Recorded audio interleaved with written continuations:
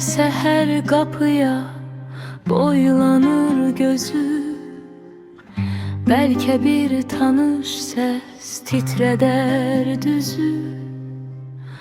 Ocağı sönüptür soyuyup közü.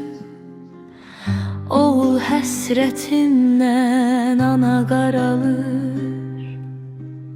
Her gün biraz sönür, biraz azalır.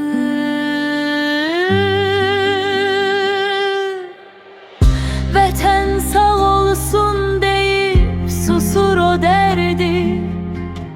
Axı yüreğini torpağa verdi. Gözünün ışığı yollarda kaldı. Dünya bir oğulun yerinde daldı. Ana Şam kimidir eriyir sessiz. Ömürde bitirmiş sen deme sensiz. Divardan asılan şəklinə baxır. Gözündən gizlicə bir ümid axır.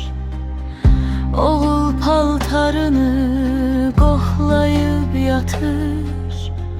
Ruhu xəyalların içində batır. Dili balam deyir, ürəyi fəryad. Ona ne vaxt gələr görən bir imdad. Saçının beyazı qardır əriməz. Yolu yoxuş olub daha yürüməz. O gələn payızdır yoxsa əcəldir. Bu sükut anaya ölümce geldir. Gedir gün be gün o oğul yanına. Ayrılık ot salı bana canına.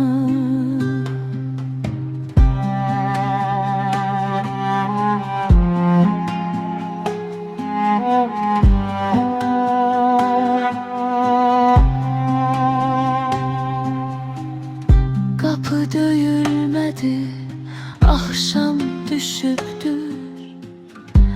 Ananın elleri yaman üşüyür. Bir ulduz titreyip göyden asıldı. Bir ana duası göğe kısıldı.